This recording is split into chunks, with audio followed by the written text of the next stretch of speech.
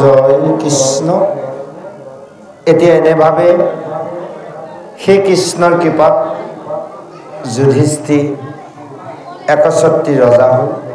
কেৱল যুধিষ্ঠিৰ মনত এটাই সদায় চিন্তা যে মই গো হত্যা পাপ কৰিলোঁ, কাৰণ এইসকল গুৰুবধি হ'ল। পিতামহ ভীষ্মক বধ কৰিল, গুৰু দ্ৰোণাচাৰ্যৰ মৃত্যু হ'ল। এই সমস্ত যেতিয়া বধ কৰা গ'ল যে মই গো হত্যা পাপত পৰিলোঁ। যদিও কৃষ্ণই কৈছে যে সেই ধৰ্মৰাজ দাদা যুধিষ্ঠিৰ, তুমি ইয়াক লৈ চিন্তা নকৰিবা, তোমাৰ অকণো দুখ নাই, কিন্তু তথাপিতো তেওঁ মনত শান্তি নাই।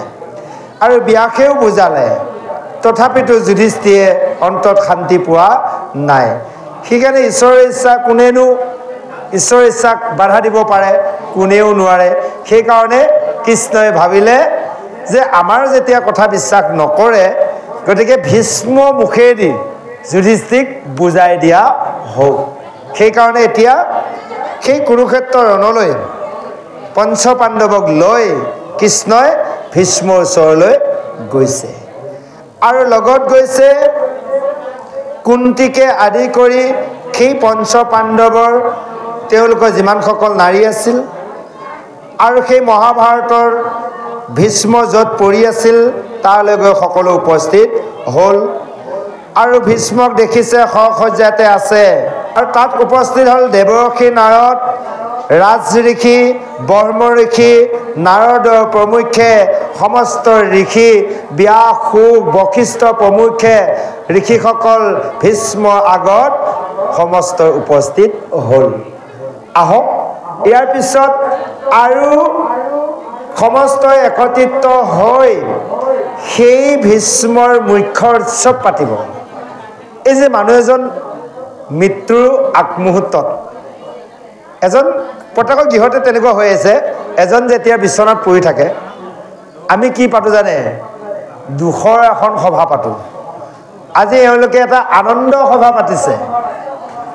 আমি সেইকাৰণে এজন মানুহ শয্যাগত হৈ থাকিলে তেওঁক কেনেভাৱে বিদায় দিব লাগে তাক আমি জানিবৰ কাৰণে এই ভীষ্ম মুখ্য উৎসৱটো আমি খুব চাব বা জানিব লাগিব। আমি মানুহক কি কৰোঁ? কিবা বেলেগ প্ৰকাৰে বিদায় দিওঁ আমাৰ মৃত্যু হ'ব বিচৰা মানুহজনক। তে ভীষ্ম উৎসৱত কি হৈছে? কৃষ্ণক স্মৰণ কৰাই কৰাই বিদায় দিব লাগে। এতিয়া ওলাব, আহক, পিছৰ পদত দিয়া আছে, আমি প্ৰভুৰ জনকণ্ঠে শ্ৰৱণ কৰোঁ। জয় কৃষ্ণ।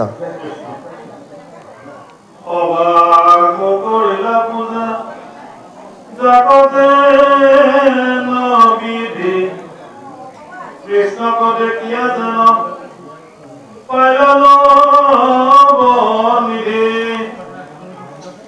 আদৰে আগত আনি বহায়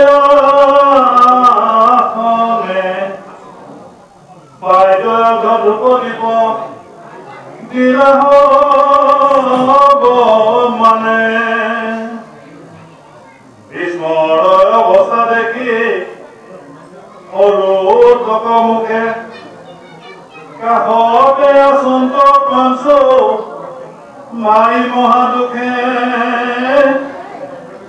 বন্দী হয়তো ভতি কাটি কান্দন নাৰীগণে দেখিয়া বিস্মৰ মৰ্ম চৰি গলা মনে লুটকে চঞ্চলয় আঁকি আঁকি অনুৰাগে বুলিলাহ বাকু বাক্য কৃষ্ণ মহাভাগে পৰম ধন কৃষ্ণ পাঞ্চু কৃষ্ণ ধৰ্মমুখ ইকে মহা কষ্ট তোৰা হবে পাইলা দুখ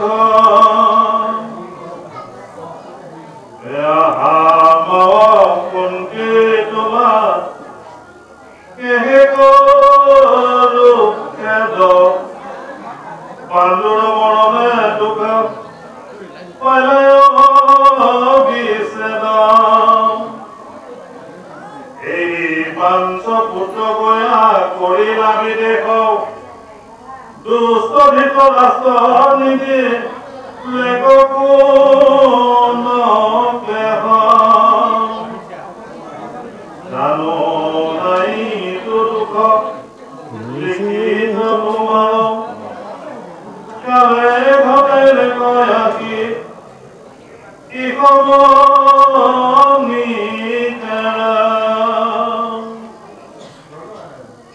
ঈশ্বৰে কালকে হৰে জগতৰে আয়ু অন্ধাৰত ভাৱৈ মেঘকতে নবায়ু ধন জন বিধানতি লোকে কৰে চম কালকতৰ হেম নাহি কোদন আদি অগতনকো গতাৱে গালে আমি পৰম আশ্চৰ্যিতে পুনঃ প্ৰাণী জৈত ধৰ্ম ৰাজা গদা পানী বিকুদৰ ধনঞ্জয় যথাত গান্ধীব ধনুধৰ পৰমসু হীৰ কৃষ্ণ জৈত সভাসদ দেখিও আশ্চৰ্য কিনো তথাতো আপদ অৰাম ধমিষ্ঠ বলিষ্ঠ ধনু ধৰ কিছু নুই যেহি কৰে ঈশ্বৰে সেহি শেষিত হৰি ঈশ্বৰ চেষ্টাক জানে কমন মহন্তে ব্ৰহ্মাহৰ মোহ যায় যাক বিচাৰন্ত্ৰে জয় কৃষ্ণ। এতিয়া এনেভাৱে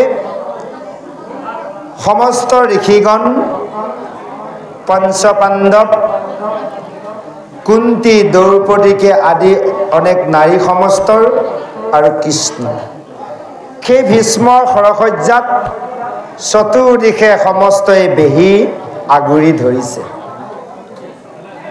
আৰু সেই সৰসজ্জাত থকাৰ ভীষ্মই সমস্তজনকে প্ৰণাম জনাইছে।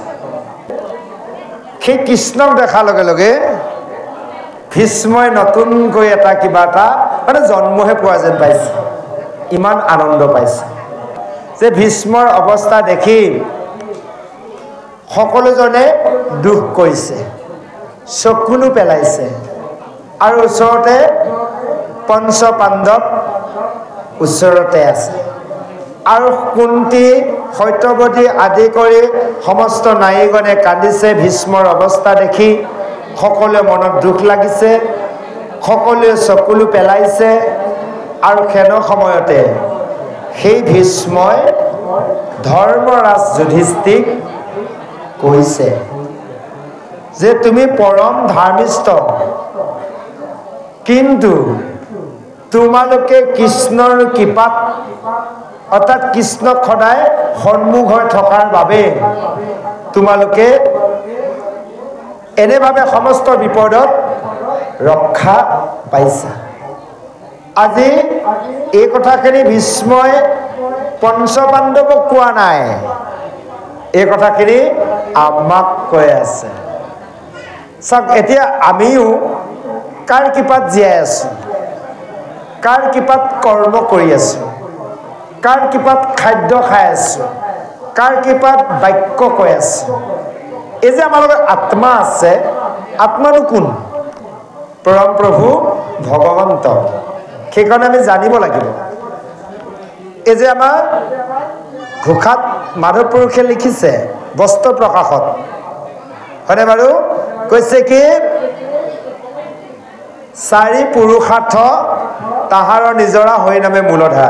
চাৰিজন পুৰুষৰ কথা কৈছে, চাৰিজন পুৰুষৰ সাৰ্থ কৰ্ম কৰিব লগা হ'লে হৰি নাম। এতিয়া পুৰুষ চাৰিজননো কোন কোন? হয়নে প্ৰভু? চাৰিজন পুৰুষটো জানিব লাগিব। সকলো মুখে মুখে আছে ঘোষা পাকি, বস্ত্ৰ প্ৰকাশৰ ঘোষা পাকি।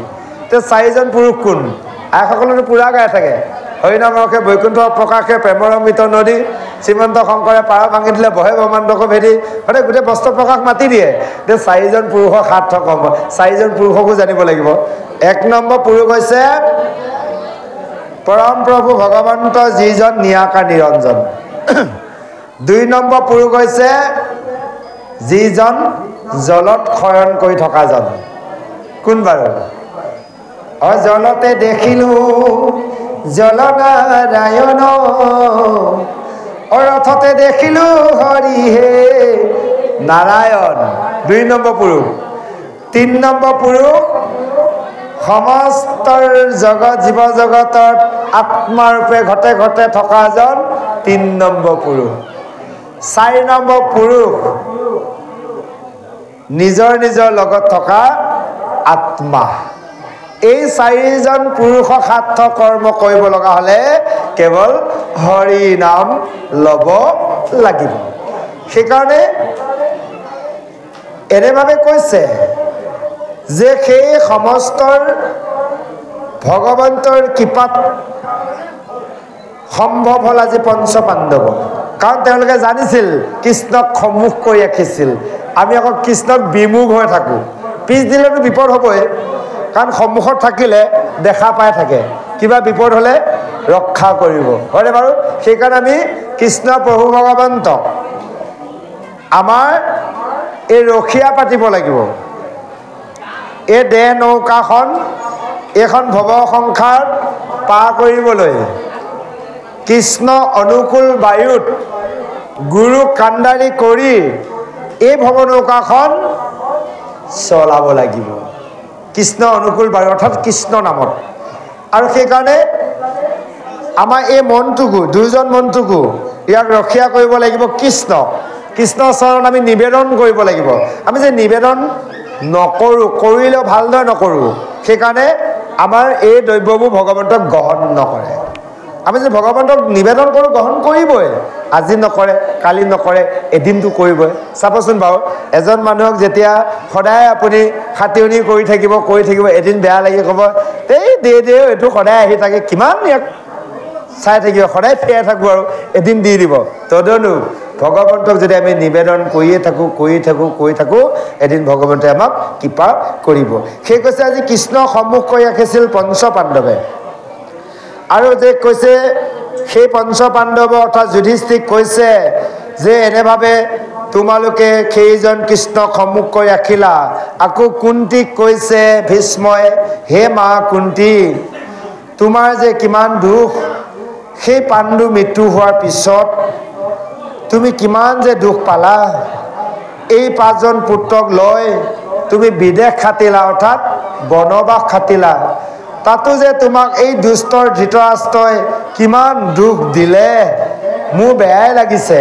কিন্তু এতিয়া কথা চাওক ভীষ্ম এজন বৈষ্ণৱ ভীষ্মই সকলো জানে কিন্তু ভীষ্মই ইমানখিনি জানিও কিয়নো পাণ্ডৱ হৈ যুদ্ধ নকৰি কৌৰৱ হৈ পাণ্ডৱৰ লগত যুদ্ধ কৰিলে আপোনালোকে জানে নিশ্চয় গুৰু সমস্ত জানে নিশ্চয় ভীষ্মই পাণ্ডৱক বেছি ভাল পায় তেওঁ আকৌ পাণ্ডৱৰ লগত কিয় যুদ্ধ কৰিলে নকৰিলেওতো হ'লেহেঁতেন ইয়াৰ হ'ল সত্য বাক্য ৰক্ষা কৰিছে কাৰণ আমি ভীষ্মৰ পৰা জানিব লগা শিকিব লগা বহু কথা আছে কাৰণ কেনেকৈ সত্য বাক্য ৰক্ষা কৰিছে ভীষ্মই অংগীকাৰ কৰিছিল কেতিয়া যেতিয়াৰ তেওঁৰ পিতৃ শান্তনু ৰজাই দ্বিতীয় বিবাহ কৰাব বিচাৰিছিল যিগৰাকী আছিল আপোনাৰ মৎস্যগন্ধা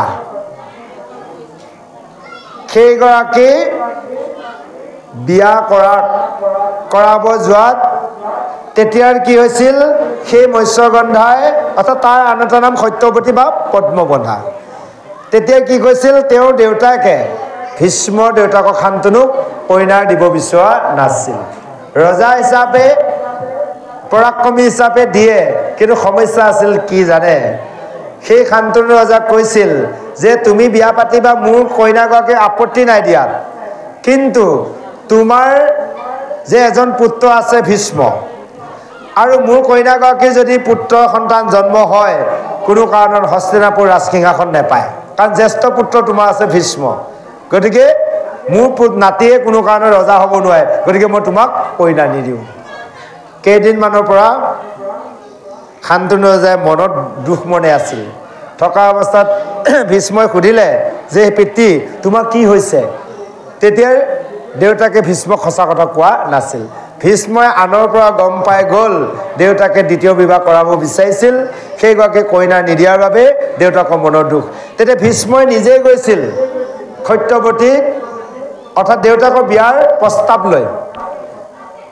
সেই সত্যৱতী দেউতাকক কৈছিল যে আপুনি মোৰ দেউতালৈ আপোনাৰ কইনাক দিব পাৰে, কাৰণ মই অংগীকাৰ কৰিলোঁ মই কোনোদিনাখন মই হস্তিনাপুৰ ৰাজসিংহাসনত নবহোঁ। যদি তোমাৰ নাতি হয় তেওঁকে ৰাজসিংহাত বহাম। তেতিয়া কৈছিল বোলে ঠিক আছে তুমিহে নবহা, তোমাৰ ল'ৰা ছোৱালীটো বহিব। তেতিয়া ভীষ্মই কৈছিল যে মই অংগীকাৰ কৰিলোঁ মই কোনো কাৰণত বিবাহ নকৰাওঁ, আৰু মই যেতিয়ালৈ জীয়াই থাকিম তেতিয়ালৈ এই হস্তিনাপুৰ ৰাজসিংহাসন সুৰক্ষিত কৰি ৰখাৰ দায়িত্ব মোৰ প্ৰাণ গ'লে মই ৰাজসিংহাসন সুৰক্ষিত কৰিম। সত্য বাক্য ৰক্ষা কৰি ভীষ্মই সমস্ত জানিও কৌৰৱৰ লগত থাকি পাণ্ডৱৰ লগত যুদ্ধ কৰিছে, অৱশেষত সৰসজ্জাত থাকিব লগা হৈছে। বুজি পাইছে ন কথাটো? সেইকাৰণে আমাক কৈছে যে য'তে ত'তে নিদিবা কথা, য'তে ত'তে নিদিবা মাথাৰ। বুজি পাইছে? আৰু মানুহে য'তে ত'তে কথা দিলে হ'ব মই কৰিম যাওক, সময়ত বোলে নাই, হয়নে বাৰু? বাক্য দিলে তাক মৰি হ'লেও পালন কৰিব লাগে। সেইকাৰণে বাক্যৰ দিয়াৰ আগত চাই চিতিহে দিব লাগে। যাক নি ঘূৰাই ল'ব নোৱাৰি, উলিয়াই দিয়াৰ পিছততো ঘূৰাই অনা সম্ভৱ নহয়। সেইকাৰণে সাৱধানে বাক্য ক'ব লাগিব, যদিহে পাৰা যায় পাৰিম, নোৱাৰিলে নোৱাৰিম, এনে প্ৰকাৰে কিছু বাক্য দিব লাগে। আৰু যে কৈছে মাথা নিদিবা, দুই প্ৰকাৰ আছে দেই প্ৰভুসকল। এতিয়া আমাৰ নৱপ্ৰজন্মসকলৰ কাৰণে এক প্ৰকাৰৰ আছে, য'তে ত'তে মাথা দিব দিয়া নাই। অৰ্থাৎ এই যে অলাগতিয়াল কথা কিছুমানৰ মূৰটো সোমোৱাই থাকে নহয়, লগাই থাকে, দিমাগটো গৰম কৰি থাকে, সেইবোৰত মাথা লগাব দিয়া নাই। আৰু আমাৰ ভকতিৰ দিশত কৈছে য'তে ত'তে মাথা নিদিবা, যাকে তাকে সেৱা নকৰিবা বুলি কৈছে। বেয়া নাপাব, বেদে কৈ আছে, প্ৰসংগটো কৈছোঁ। যোনে য'তে যি কয় কৈ থাকক, বেদে কোৱা কথা, য'তে ত'তে নিদিবা মাথা, য'তে ত'তে নিদিবা কথা। সেইকাৰণে আজি ভীষ্মই এনেভাৱে সৰসজ্জাত থাকিব লগা হ'ল। এই যে সৰসজ্জাত থাকিলে কিয় থাকিব লগা হ'ল? ইমান দিনে সৰসজ্জাত থাকিল, কৃষ্ণই দেখা নিদিল। আজি যে কৃষ্ণই নিজে পঞ্চ পাণ্ডৱক সমস্তকে লৈ দেখা দিলে, ইয়াৰ কাৰণ জানে? ভীষ্মই এই যে কৌৰৱ অৰ্থাৎ দুৰ্যোধনৰ অধৰ্মৰ পক্ষই যে খাদ্য খাই আছিল, এই খাদ্য খাওঁতে শৰীৰত যিটো বেয়া তেজ আছিল, এই তেজটো নাশ নোহোৱালৈ ভগৱন্তৰ দৰ্শন দিয়া নাই। এই যে সৰসজ্জাত পৰি আছে, কৌৰৱ অধৰ্মৰ ধন খোৱাৰ বাবে যিখন তেজ আছিল, এইখন তেজ শেষ নোহোৱালৈ কৃষ্ণয়ো যোৱা নাই। যেতিয়া শেষ হৈ গ'ল, যিটো তেওঁ অৰিজিনেল তেওঁ বৈষ্ণৱৰ তেজ, সেই তেজটোৰ কাৰণে কৃষ্ণই সখেৰাকে সমস্তজনক লৈ সেই ভীষ্মৰ ওচৰত আগবাঢ়িছে। আপোনালোক আমাৰ সমস্ত যদি অধৰ্মৰ তেজ লাগি আছে, অধৰ্মৰ স্বভাৱ আছে, এইখিনি নাশ নোহোৱালৈ ভগৱন্তৰ দৰ্শনে নিদিয়ে। জয় কৃষ্ণ। বুজি পাইছে? গতিকে আমি ভীষ্মৰ পৰাও জানিব লগা বহুত কথা আছে। যাহক গুৰু সমস্ত মাতৃ সমস্তৰ এনেভাৱে সেই আজি পঞ্চ পাণ্ডৱকে কুন্তীকে ভীষ্মই কৈছে যে এনেভাৱে ধৃতৰাষ্ট্ৰই অনেক দুখ দিলে, আৰু তোমালোকৰ লগত সেইজন যে আছে কৃষ্ণ, তেওঁৱে সকলো জগতৰ ঈশ্বৰ, তেওঁৱে সকলোৰে কাল, আৰু তেওঁৱে সকলো আয়ু হৰণ কৰোঁতা। এই সংসাৰত যেনেকৈ বায়ুৱে মেঘক ভ্ৰমাই থাকে, বায়ুৱে মেঘে বায়ুৰ মহত্ব কথা নাজানে, কৃষ্ণৰ কাল কমত সকলোকে জন্ম মৃত্যু চক্ৰত ভ্ৰমণ কৰাই আছে, কোনেও বুজি পোৱা নাই। সেইকাৰণে কৈছে এয়া ধন জন জীৱন এইবোৰ তিলকতে নাগ হৈ যাব, কালক কোনেও তৰ্কিব নোৱাৰে। সেইকাৰণে কি কৰা কৈছে, অতি অঘটনকো ঘটাব কালে আনি, একে অঘটন কৰ্মটোকো ঘটাই দিব পাৰে, অকস্মাতে হৈ যায়। এটা কাল মানে সময় গতিত সকলো যাব লাগিব আজি 100 বছৰ আগত আপোনালোক ইয়াত কোনো নাই হয়নে বাৰু আৰু 100 বছৰ পিছতো আপোনালোকে নাথাকে কলৈ যাব বাৰু ইয়াৰ তত্ত্বটো অৰ্থটো আমি বিচাৰি ল'ব লাগিব আহিলো কৰ পৰা যাম কলৈ তাক ঠিকনাটো আমি ভালদৰে জানি বুজি ল'ব লাগিব হেগুৰু সমস্ত আইমাতৃ সমস্ত শেষত কৈছে যে এয়া যে যিমান ৰজা মহাৰাজা সকলে যিমান যে যুদ্ধ কৰিলে এয়া কাৰ শক্তি ভগৱানৰ শক্তি আজি ধনঞ্জয় যে গান্ধীব ধৰি যুদ্ধ কৰিলে কাৰ শক্তি প্ৰভু কৃষ্ণৰ শক্তি যে সমস্তৰ শক্তি প্ৰদান কৰোতা সেইজন কৃষ্ণৰ সেয়ে কৈছে ধৰ্মিষ্ঠ বলিষ্ঠ ধনুধৰ কিছু নুই যেহি কৰে ঈশ্বৰে সেহিকে সত্য হৈ কোনো ধনুধৰ নহয় কোনো বলিষ্ঠ নহয় কোনো ধৰ্মিষ্ঠ নহয় সমস্তৰ ঈশ্বৰৰ দ্বাৰাহে হয় আছে আপোনালোকে যে বহি আছে আপোনালোকে বহি আছে জানো আমি সমস্তই যে কিবা আশা কৈ আছো প্ৰভু দুজনে যে গাই আছে প্ৰভু দুজনে গাই আছে নেকি কাৰো খাদ্য শক্তি নাই কেৱল ভগৱন্তহে সমস্ত কৰাই আছে সেইকাৰণে ঈশ্বৰৰ চেষ্টা জানাটো ইমান সহজ নহয় তাক আমি জানিব বিচাৰিব লাগিব যাক নেকি ব্ৰহ্মাই চাৰিমুখে শিৱয়ে পঞ্চমুখে আৰু অনন্ত সহস্ৰমুখে ভগৱন্ত গুণ নাম গাই কৈ অন্ত কৰিব নোৱাৰিলে মহিমাই নাপালে ভালদৰে আমি অল্পমতি মনুষ্যই কি জানিব পাৰিম তথাপিতো যি অকণমান জানিব পাৰিছোঁ তাকে আমি সৎ বুদ্ধিয়ে সৎ ব্যৱহাৰে সৎভাৱে ভগৱন্তক ভজি 10 জনকো সৎ উপদেশ দিয়াৰ ব্যৱস্থা কৰিব লাগিব এইখিনি আজি ভাগৱতত আমাক উপদেশ প্ৰদান কৰিছে আহক ইয়াৰ পিছত সেই ভীষ্মৰ মুখ্য উৎসৱত কি ঘটনাৰ ঘটিছে প্ৰভু দুজনা কণ্ঠে আমি শ্ৰৱণ কৰোঁ জয় কৃষ্ণ কোটি ব্ৰহ্মাণ্ড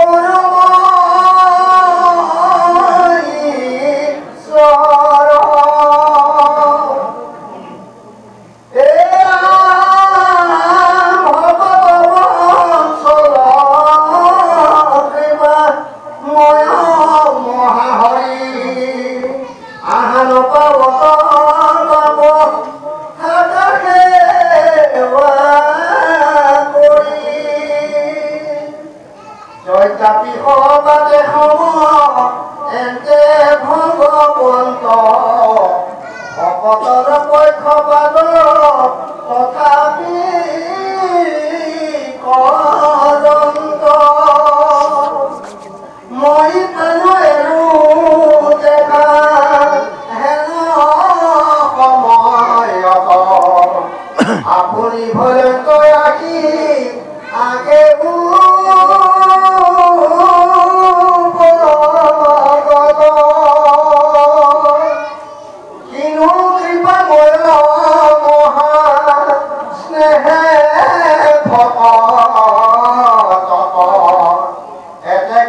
অনন্ত প্রেমে ধরিল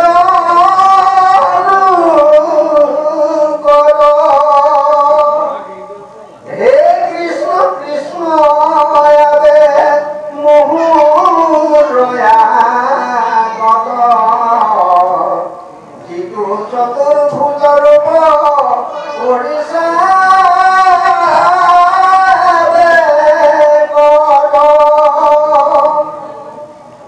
করুণা শরণ সারু উপভঙ্গ মুখ পাকড়ি মুখর রবে জনা দল দুঃখ তুমি কেহুর হৃদয় আত্মা প্রভু ভগতর তোমার শরণে করু এতে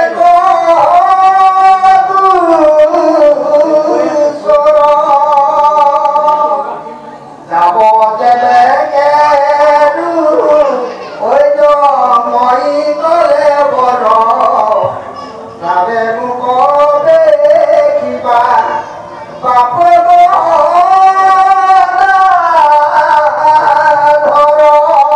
এতে কবুলন্তে প্রেমে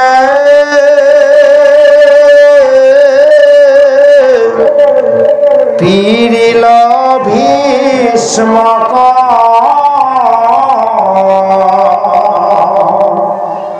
ধারে বহি যায় দুই নেতরলু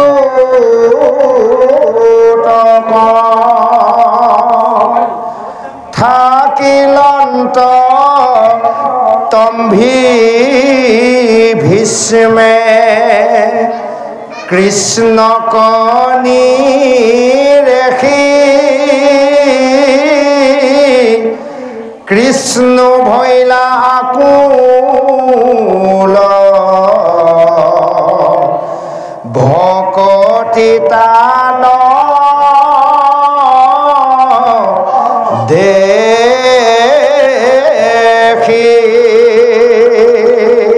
জয় কৃষ্ণ। এতিয়া ভীষ্মই সেই খৰসজ্জাত থাকি সমস্ত জনকে কৃষ্ণক আঙুলিয়াই দেখুৱাই কৈছে যে এইজনে হৈছে কৃষ্ণ আৰু এইজনে হৈছে দৈৱকী পুত্ৰ আৰু এওঁৰ দ্বাৰাই সমস্ত জগত স্বজন পালন সংহাৰ হৈছে আৰু এইজনে হৈছে কোটি ব্ৰহ্মাণ্ডৰ অধিকাৰী। হয়নে বাৰু? কৈছে গোবিন্দ গোবিন্দ গোবিন্দ গোবিন্দ ৰাম মুআৰি অনন্ত কৌটি ব্ৰহ্মাণ্ডৰ হৰি অধিকাৰী। যে এইজন দৈৱকী পুত্ৰই অনন্ত কোটি ব্ৰহ্মাণ্ড অধিকাৰী, এইজনে হৈছে মহাহৰি। আৰু এওঁৱে মায়াৰ দ্বাৰাৰ সত্ম কৰি সমস্ত জনকে মোহিত কৰি ৰাখিছে। আৰু হে পঞ্চ পাণ্ডৱ, হে পাঞ্চপুত্ৰ, যে তোমালোকৰ যে কি ভাগ্য, তোমালোকে কি কৰিলা, সেইজন কৃষ্ণক জগতৰ ঈশ্বৰক তোমালোকে গৃহতে সদায় লগ পাইছা। আৰু তোমালোকৰ সেই দূৰ হয় শান্তি দূৰ হৈও সেইজন কৃষ্ণই কৰ্ম কৰিছে। আৰু তোমালোকৰ মন্ত্ৰী হয় তোমালোকক ভাল বুদ্ধি প্ৰদান কৰিছে। সেইজনৰ চৰণ চিন্তা কৰি তোমালোকে কি কৰা, সমস্ত কৰ্ম কৰা। হে যুধিষ্ঠিৰ, সেইজন কৃষ্ণৰ চৰণ চিন্তা কৰি তুমি ৰাজ্যখনক প্ৰজাসকলক পালন কৰা। আৰু দান ধৰ্ম ৰাজধৰ্ম মুখ্য ধৰ্ম 6 কহিয়া চেদিলা টান মনৰ সংশয়। এই যে যুধিষ্ঠিৰে হয়নে বাৰু ব্ৰহ্ম হত্যা অৰ্থাৎ গু হত্যা ব্ৰহ্মবধি গুৰুবধি বুলিবলৈ তেওঁ মনতে ভাবি আছিল, কৃষ্ণই ক'লে, ব্যাসেও ক'লে, শান্তি হোৱা নাছিল। এতিয়া ভীষ্মই কোৱাৰ লগে লগে যুধিষ্ঠিৰ মনলৈ শান্তি আহিব। সেইকাৰণে কৈছে, হে যুধিষ্ঠিৰ, দান ধৰ্ম, ৰাজধৰ্ম, মুখ্য ধৰ্ম 6 এই সমস্ত তোমাৰ মনৰ পৰা সংশয়বোৰ দূৰ কৰি দিয়া। ইয়াত ভাগৱত ধৰ্ম সমান, অৰ্থাৎ ভাগৱতৰ নাম ধৰ্ম সমান একো ধৰ্ম হ'ব নোৱাৰে।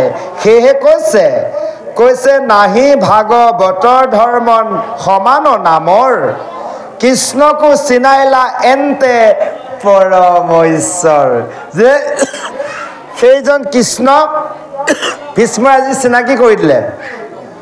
অৰ্থাৎ সেই ভীষ্মই পঞ্চ পাণ্ডৱক লগতে সমস্ত জনকে সেইজন কৃষ্ণক চিনাই দিলে। এইজনে হৈছে ভকতৰ বৎসলৰ কৃপাময়, এইজনে হৈছে মহাহৰি। এওঁ চৰণত সকলোৱে সেৱা কৰিবা। আৰু যদ্যপি সবাতে সম এন্তে ভগৱন্ত, যদিও এইজন ভগৱন্তই সকলোতে সমৰভাৱে শক্তি প্ৰদান কৰে, কৃপা কৰে, তথাপিতো ভগৱন্তই যদিও নিৰপেক্ষ, তথাপিতো ভকত পক্ষ লয়। ভগৱন্ত নিৰপেক্ষ, বেয়াজনকো যিটো কৃপা ভালজনকো কৈছে, তথাপিতো ভালজনৰ প্ৰতি অৰ্থাৎ ভকতজনৰ প্ৰতি ভগৱন্তৰ কৃপাটো অলপ সুকীয়া। কাৰণ ভকতক দুৰাচৰণ কৰিলে ভগৱন্ত ৰৈ নাথাকে। তাৰ প্ৰত্যুত্তৰ প্ৰমাণ নৱম স্কন্ধৰ অমৃষ ৰজা কাহিনী। যেতিয়া দুবাৰসাই অভিশাপ দিবলৈ গ'ল, ভগৱন্তৰ হাতৰ পৰা চক্ৰ নিজে গুচি আহিল, হয়নে বাৰু? গতিকে ভকতৰ পৰিত্ৰাণ কৰিবলৈ ভগৱন্ত। সেইকাৰণে লক্ষীয়ে বৈকুণ্ঠত প্ৰভুক কৈছিল, প্ৰভু বিষ্ণু বোলে, প্ৰভু এই তুমি যে চাৰি হস্ত লৈ থকা, এই তোমাৰ কোনোবা শত্ৰু আছে নেকি? কাৰণ সমস্ত জগতে তোমাকে সেৱা কৰে। তুমি যে চাৰি হস্ত লৈ থকা, তোমাৰ কিবা কোনোবা শত্ৰু আছে নেকি? তেতিয়াৰ বিষ্ণুৱে প্ৰভুৱে সুন্দৰভাৱে হাঁহি কৈছিল, হেৰ দেৱী, মোৰ কোনো শত্ৰু নাই। তেনেহ'লে প্ৰভু অস্ত্ৰকেইডাল কিয় লৈ থাকা? বোলে শুনা, মোৰ ভকতৰ বাবেহে এই অস্ত্ৰ, মোক প্ৰয়োজন নাই। সেই ভগৱন্তৰ অস্ত্ৰই আমাৰ ভকতক কৃপা কৰিবলৈহে লৈ আছে। সেইকাৰণে কৈছে, সেইজন ভকতৰ বৎসলয় হৰি যদিও নিৰপেক্ষ, তথাপিতো ভকতৰ পক্ষত তেওঁ থাকে। আৰু মই প্ৰাণ এৰো, কৈছে হে প্ৰভু, হে কৃষ্ণ, মই প্ৰাণ এৰা সময়লৈ তুমি কি কৰিবা? মোক দৰ্শন দি থাকিবা। আৰু এটা জানিব, ভীষ্ম ইচ্ছা মৃত্যু, হয়নে বাৰু? এই ইমান দিন যে সহসজ্যাত থাকিলে, তেওঁতো ভাবিব পাৰিলেহেঁতেন মই ইমান কিয় কষ্টত থাকোঁ, নাই যাওঁৱেই গৈ মই। কাৰণ ভীষ্ময়ো জানে এজন পৰম বৈষ্ণৱ, কাৰণ কৌৰৱ বেয়া তেজখন যাব লাগিব, হয়নে বাৰু? আৰু কৃষ্ণকে অকল নহয়, কালে বাট চাই আছে। যদি এতিয়া চা, কৃষ্ণই ব্যাসেও বলে নোৱাৰিলে কাক? যুধিষ্ঠিৰৰ মনৰ সংশয় দূৰ কৰিবলৈ। এতিয়া ভীষ্ম ওচৰত নিয়াৰ কাৰণে দূৰ হ'ব। গতিকে এই উৎসৱটো পাতিবৰ বাবে ভীষ্মই ৰৈ আছে। কৃষ্ণক এতিয়া কৈছে, মই প্ৰাণ এয়া সময়লৈ তুমি মোক দেখা দি থাকিবা। আৰু যে মোৰ কি মহাভাগ্য, তুমি সঁচাকৈ ভকতক ইমান কৃপা কৰা যে তুমি মোৰ বাক্য অৰ্থাৎ ভকতৰ বাক্য ৰক্ষা কৰিলা। আৰু এটা চাবচোন, কুৰুক্ষেত্ৰৰ ৰণত যেতিয়াৰ ভীষ্মই কৃষ্ণই কৈছিল মই অস্ত্ৰ নধৰোঁ, ভীষ্মই কৈছিল তোমাক ধৰাইহে এৰিম, হয়নে বাৰু? ধৰালে নাই বাৰু? যেতিয়া ভীষ্মই এনেভাৱে খৰ প্ৰহাৰ কৰিল অৰ্জুনলৈ, কৃষ্ণই সাৰথি হৈ ৰৈ থাকিব পৰা নাই। অৱশেষত চক্ৰ দাঙি লৈ আহিছিলে। কাৰণ কিয়? সেই কথাটো কৈছে, তোমাক মই ধৰাম। ভকতৰ বাক্য ভগৱন্তই কেতিয়াও উলংঘা নকৰে, পদে পদে পালন কৰে। সেইকাৰণে সেইজন ভকতো হ'ব লাগিব, কৃষ্ণৰ বাক্য পদে পদে পালন কৰা ভকত হ'ব লাগিব, হয়নে বাৰু? যদি ধৰি লওক প্ৰভুজনে আমাৰ কথা যদি শুনে, আমিও তেওঁৰ কথা শুনিম। তেওঁ যদি আমাৰ কথা নুশুনে, আমি তেওঁৰ কথা নুশুনিম। ভগৱন্তৰ যদি বাক্য পালন আমি কৰোঁ, ভগৱন্তই আমাৰ প্ৰতিটো বাক্যই পালন কৰিব। সেইকাৰণে কৈছে, হে কৃষ্ণ, তুমি মোৰ আগত যিটো চতুৰ্ভুজ ৰূপ, এই ৰূপটোৱে তুমি মোক দৰ্শন দি থাকা। তোমাৰ অৰুণ চৰণ মই সদায় যাতে দৰ্শন পাওঁ মোৰ অন্তিম সময়লৈ তুমি এনেভাৱে দৰ্শন দিয়া আজি তোমাক মই দৰ্শন পাই এই যে মোৰ শৰীৰত যিবোৰ খৰ আঘাত হৈ আছে যি দুখ কষ্ট সমস্ত মোৰ নাইকিয়া হৈ গ'ল তুমিয়ে যে শহীদ আত্মা প্ৰভু তুমিয়ে যে ভকতৰ আত্মা তোমাৰ চৰণত কৰোঁ মই এনেভাৱে গোচৰ যে যেতিয়ালৈকে মই এই কলেবৰটো এৰি নাযাওঁ তেতিয়ালৈকে তুমি মোৰ ওচৰত অপেক্ষা কৰি থকা গদাধৰ ইয়াৰ ভীষ্মই মাগাৰ প্ৰাৰ্থনা আমি মাগিব লাগিব যে প্ৰভু যাতে মই খাওঁতে শুওঁতে উঠোঁতে বহুতে শয়নে সপোনে হাঁচিয়ে হেকটিয়ে পিছলোতে উজটোতে তোমাৰ যাতে নাম খাই মোৰ মুখত আহে অহৰ্নিশ অন্তিম সময়তো যাতে তোমাৰ নামখাৰ মুখত তোমাৰ ৰূপ মোৰ হৃদয়ত এই চিন্তাটো আহে এনে প্ৰাৰ্থনা আমি কৰিব লাগিব ভীষ্মই কৈছে ইতিমধ্যে এনেভাৱে কৈছে এতেকে বুলন্তে প্ৰেমে প্ৰিল ভীষ্মক ধাৰে বহি যায় দুই নেত্ৰ লোটক ভীষ্মই এনেভাৱে কৃষ্ণক কৰি আনন্দৰ চকুলো বৈ গৈছে সেয়াৰ চকুলোৱে বৈ এনেভাৱে থাকি ভীষ্মই স্তম্ভিত হৈ কেৱল কৃষ্ণক নিৰীক্ষণ কৰি আছে আৰু ভীষ্মৰ ভক্তি দেখি কৃষ্ণৰ দুখ লাগি আকুল ব্যাকুল হৈছে এই অধ্যায় ইমানতে সামনি পৰিছে হে গুৰু সমস্ত আই মাতৃ সমস্ত এইখিনিতে শংকৰদেৱ গুৰুজনাই অকণমান উপদেশ প্ৰদান কৰিছে এই উপদেশৰ শেষতে আমিও এই অধ্যায় পঢ়িব আপোনালোকৰ মাজৰ পৰা এই আসনৰ পৰা অনুষ্ঠানৰ পৰা মেলানি মাগিম কাইলৈ পুৱা ভাগতে অকণমান দূৰত আৰু এভাগ প্ৰগ্ৰেম আছে যাব লাগিব যোৱাকালিও অলপ দূৰত আছিল আমাৰ প্ৰভুজনে গম পায় ৰাতি হ'ল আহিব যা হওক তেনেভাৱে ভকতসকলক সকলোকে সেৱা কৰা সুবিধাকণ লাগে সেয়েহে আপোনালোকৰ ওচৰত আমি ক্ষমা ভিক্ষা বিচাৰিছোঁ যা হওক অকণমান উপদেশে অধ্যায়ৰ সামৰণি পৰিছে আহক আমি উপদেশখন প্ৰভু দুজনা কণ্ঠে শ্ৰৱণ কৰোঁ জয় কৃষ্ণ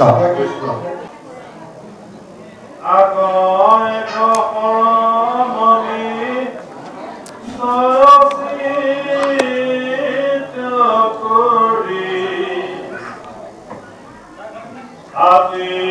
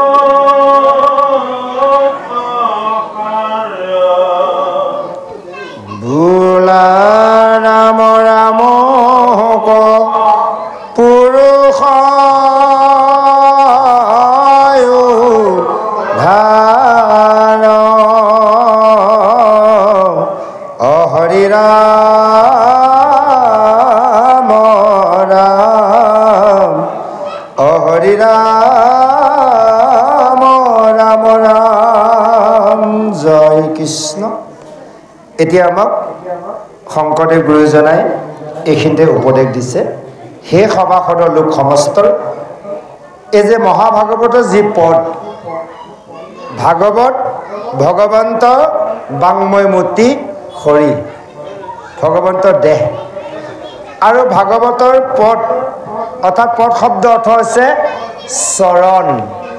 প্ৰতিটো শব্দৰ ভগৱন্তৰ চৰণ, ইয়াক অনুসৰণ কৰি আমি হৃদয়ত বিচাৰি ল'ব লাগিব এই তত্ত্বসমূহৰ কথা। এই শাস্ত্ৰ দেৱনাৰায়ণেই পূৰ্বতে এই শাস্ত্ৰ দিছিল, আৰু ইয়াৰ ভকতিৰ যশ হৈছে শ্ৰৱণ আৰু কীৰ্তন। সেইকাৰণে যিজনে এক শৰণ হয় একনিষ্ঠভাৱে চিত, চিত শব্দ হৈছে হৃদয় স্থিৰ কৰি ভক্তি কৰে, আৰু তেওঁ অপাৰসে এই যাতনাৰ আৰু তাপ অৰ্থাৎ তিনিটা তাপ, আদি ভৌতিক, ভৌতিক আৰু আধ্যাত্মিক। আদি ভৌতিক হৈছে পূৰ্বতে কৰি অহা কৰ্মফল লগত লৈ অহা দুখ যন্ত্ৰণা। ভৌতিক হৈছে বৰ্তমান সময়ছোৱাত পৰিয়ালবৰ্গক লৈ দুখ যন্ত্ৰণা ভোগ কৰা। আধ্যাত্মিক হৈছে নিজৰ শৰীৰত আজি জ্বৰ, বিষ, কোব এইবোৰ বেমাৰক লৈ ভুগি থকা। এই তিনিটা তাপৰ পৰা পৰিত্ৰাণ পাব কেৱল কৃষ্ণ সেৱাৰ কৰিলে, আৰু কৃষ্ণ সেৱা কৰাত কোনো দুখ আৰু ভাগ নাই। আৰু নাম মাত্ৰ লৈলে তৰে সংসাৰৰ সাগৰ, কেৱল নাম ল'লেই সংসাৰ সাগৰ তৰি যাব পাৰে। সেইকাৰণে কৈছে ভগৱন্তৰ কৃষ্ণ নাম এবাৰ উচ্চাৰণ কৰিলে বোলে 7টা কাৰ্য হয়। কৈছে পৰম বান্ধৱ যিটো হৰি নাম, আকৌ লয় অবিশ্ৰাম, তাৰ 7 কাৰ্য সাধিবে লেখা, প্ৰতি লোৱা পাত 7ৰে ৰেখা। প্ৰথমে দহিব পাতে কয়, কৰিব পুণ্য অদ্ভুতয়, কৰাইবে বিষয়ত বিৰকতি, কৃষ্ণত মিলিবে প্ৰেম ভকতি, উপজাইব বৈষ্ণৱ জ্ঞান, মায়াক কৰি দহিনী জান, চৈতন্য মূৰ্তি পূৰ্ণানন্দ হৰি, থৈব তন্তে এক কৰি। অৰ্থাৎ 7টা কাম হয়, তাকে আমি আকৌ হেলা কৰোঁ, হয়নে বাৰু? হেলা কৰিব নালাগে। সেইকাৰণে কৈছে নামক নকৰিবা হেলা,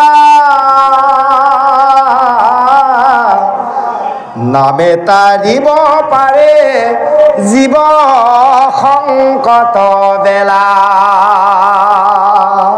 কিয় হেলা কৰোঁ আমি?